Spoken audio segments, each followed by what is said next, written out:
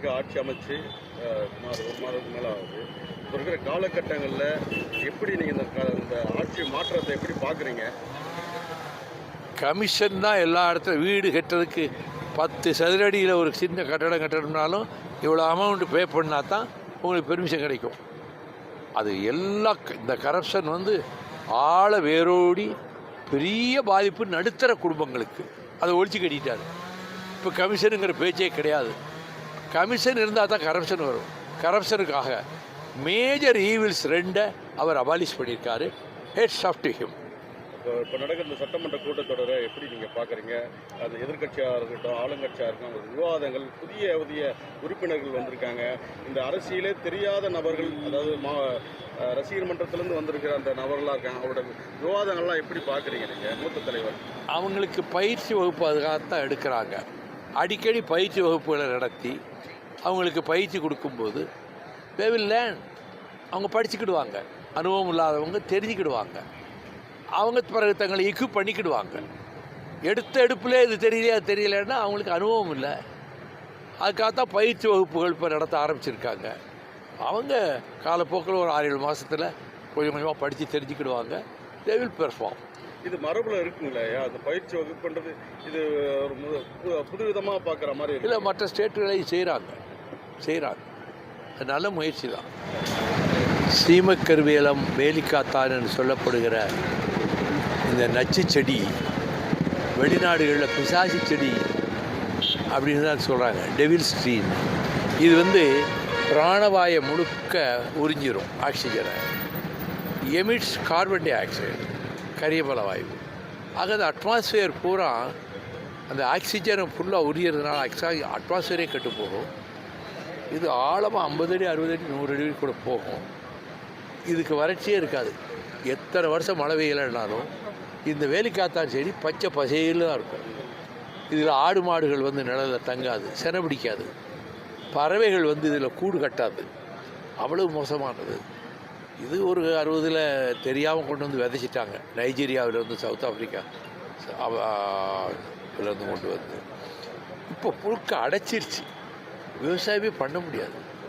அது ஜட்ஜு செல்வம், high court judge செல்வம், justice Tamilvanan அவங்க தான் சீரியஸாக அந்த மேட்டரை எடுத்து கவர்மெண்ட் இன்வால்வ் ஆகணும், கலெக்டர்ஸ் இன்வால்வ் ஆகணும்.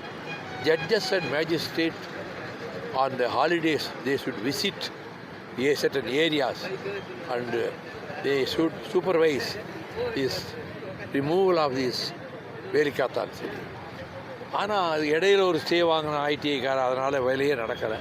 பிறகு நான் கோர்ட்டில் தொடர்ந்து போய் போராடினேன். இந்த மார்ச் 18ஆம் தேதி மதுரை ஹைகோர்ட் பெஞ்ச் மதுரையில் ஜஸ்டிஸ் பரத சக்கரவர்த்தியும் ஜஸ்டிஸ் சதீஷ்குமாரும் அவங்க நல்ல ஆர்டர் போட்டாங்க. 35 ஆர்டர்ஸ் தமிழ்நாடு கவர்மெண்ட்டுக்கு போட்டிருக்காங்க டு ரிமூவ் திஸ் ஜூலிஃப்ளோரா. அதே நேரத்தில் என்கிட்ட உங்களை போன்றவங்களும் இன்வால்வ் ஆகி இதில் ஈடுபடுங்க, ஜனங்களை ஈடுபடுத்துங்க அப்படி சொன்னதுனால நான் மாவட்டங்களுக்கு போனேன். இப்போயும் நம்ம செய்யும்போது மற்றவங்களுக்கு சரி அகற்றப்பட வேண்டிய ஒன்று தான். அவங்க நிலங்களில் இருக்கிறதே முதல்ல அவங்க அகற்றணும். அது ஜஸ்ட் டு என்கரேஜ் தம், அவங்களுக்கு ஒரு பூஸ்ட் கொடுக்கறதுக்காக இந்த வேலையில் நான் ஈடுபட்டிருக்கேன். இதனால் தேர்தலில் ஒரு பிரயோஜனம் கிடையாது. இதுக்காக ஒரு ஓட்டு நமக்கு வந்துடாது. ஆனால் தமிழ்நாட்டு நலனை பாதுகாக்கணுங்கிறதுக்காகத்தான் அதிமுக பல பிரச்சனைகளை கையில் எடுத்துக்கிட்டு, அது ஸ்டெர்லைட்டாக இருக்கட்டும், முல்லை பெரியாராக இருக்கட்டும், நாங்கள் போராடி ஜெயிச்சு வந்திருக்கிறோம்.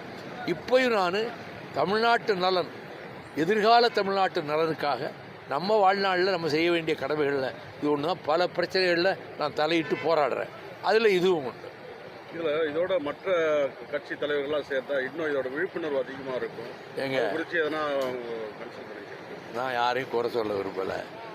அவங்க இது அறிக்கை கொடுக்குறோம், எல்லோரும் வாங்க, அரசியல் கட்சிகளை மறந்துட்டு வாங்க, விவசாயிகள் வாங்க, மற்றவங்க வாங்கன்னு சொல்கிறோம். அது அவங்க விருப்பம். வர்றது வராது அவங்க விருப்பம். நான் கம்பல் பண்ண முடியாதுல்ல, ரிக்வஸ்ட் தான் பண்ணலாம். ரிக்வஸ்ட் பண்ணி பார்த்து அறிக்கையெல்லாம் விட்டேன். அது நான் யாரையும் குறை சொல்ல விரும்பலை. நான் செய்கிறேன், அவ்வளோதான்.